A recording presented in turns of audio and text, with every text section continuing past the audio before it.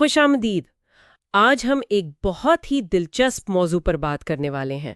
یہ غلبے، سماجی حیثیت اور ہماری دماغی کیمسٹری کے بارے میں ہے۔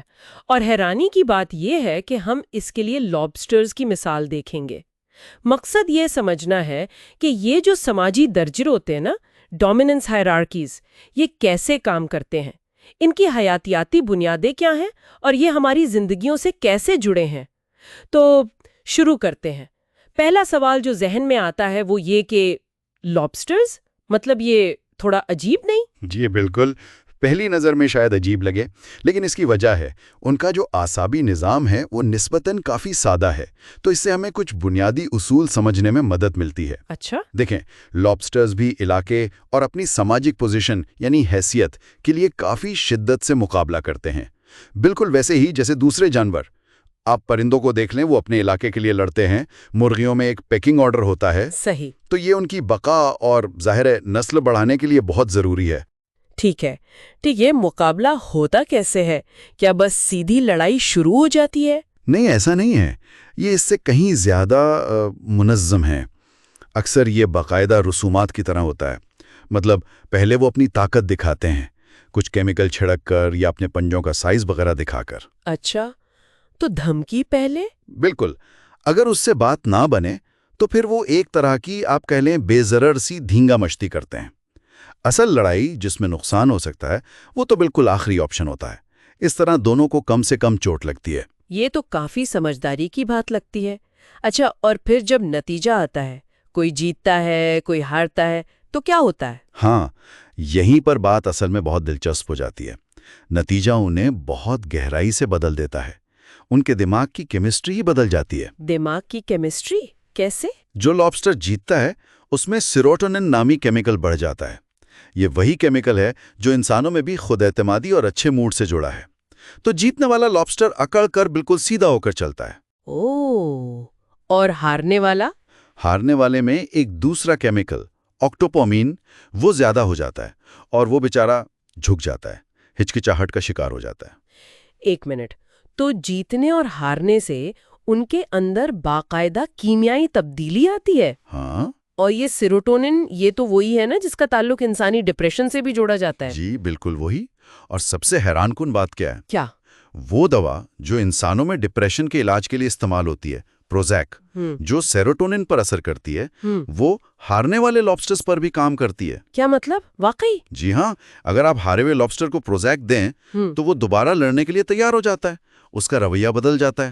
یہ تو ناقابل یقین ہے۔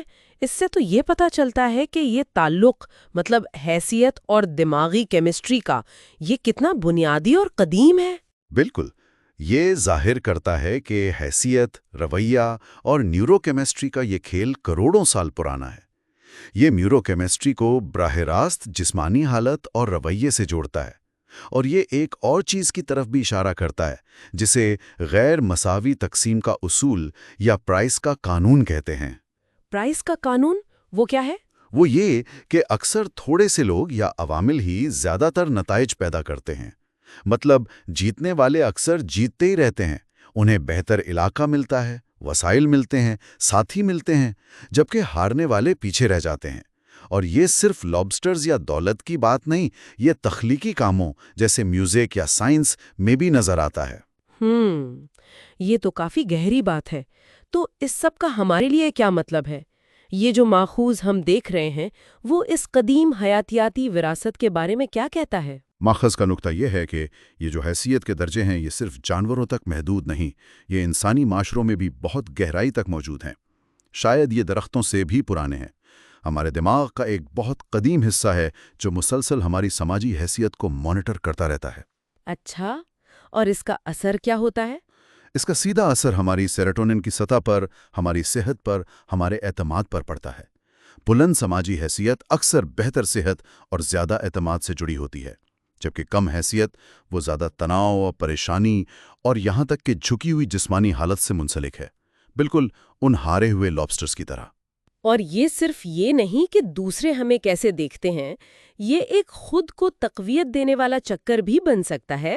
مطلب اگر کوئی خود کو کمزور محسوس کرتا ہے تو وہ جھک کر چلتا ہے، جس سے دوسرے اسے کم حیثیت سمجھتے ہیں۔ بالکل، اسے کہتے ہیں مثبت فیڈ بیک لوپ۔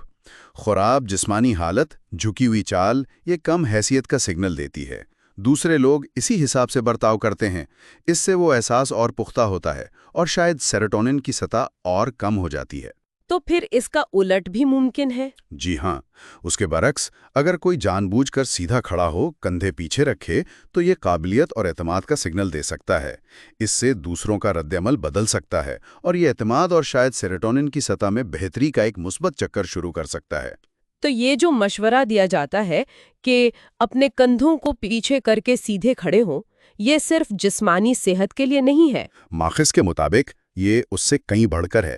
یہ صرف جسمانی حالت کا معاملہ نہیں ہے، اسے ایک استعارے کے طور پر بھی پیش کیا گیا ہے، زندگی کے چیلنجز کو، مشکلات کو رضاکارانہ طور پر قبول کرنے کا استعارہ، ان کا سامنا کرنے کا، ان سے بھاگنے کا نہیں۔ یعنی ذمہ داری قبول کرنا۔ بالکل، یہ دنیا میں اپنی جگہ بنانے، ذمہ داری قبول کرنے اور وجود کے بوجھ کو یوں سمجھ لیں سیدھے کھڑے ہو کر اٹھانے کے بارے میں ہے۔ تو خلاصہ یہ نکلا کہ ہماری جسمانی حالت، سماجی حیثیت کے بارے میں ہمارا اپنا تصور، ہمارے دماغ کی کیمسٹری اور زندگی کے چیلنجز سے نپٹنے کا ہمارا طریقہ، یہ سب آپس میں بہت گہرائی سے جڑے ہوئے ہیں۔ جی، ایسا ہی ہے، اور یہ ایک اہم سوال بھی اٹھاتا ہے کہ اگر یہ سارے رد عمل اتنے قدیم اور حیاتیاتی طور پر گہرے ہیں، تو ہماری شعوری کوششیں، جیسے اپنی جسمانی حالت کو بدلنا یا اپنی سوچ کو تبدیل کرنا، وہ ان پر کتنا اثر انداز ہو سکتی ہیں؟ ماخذ تو یہی تجویز کرتا ہے کہ یہ اثر کافی اہم ہو سکتا ہے۔ یہ واقعی سوچنے کی بات ہے۔ اور آخر میں ایک اور نکتہ، اگر صرف سیدھا کھڑا ہونا ہماری کیمسٹری اور دوسروں کے ہمارے بارے میں تصور پر اثر ڈال سکتا ہے، تو اور کون سے ایسے چھوٹے شعوری انتخاب ہو سکتے ہیں جن کے اثرات اسی طرح پھیلتے ہوں، جو دنیا میں ہماری جگہ اور ہمارے تجربے کو بدل سکتے ہوں؟ اپنے کندھوں کو پیچھے کر کے سیدھے کھڑے ہوں، شاید یہ واقعی صرف جسمانی مشورے سے کہیں زیادہ گہری بات ہے۔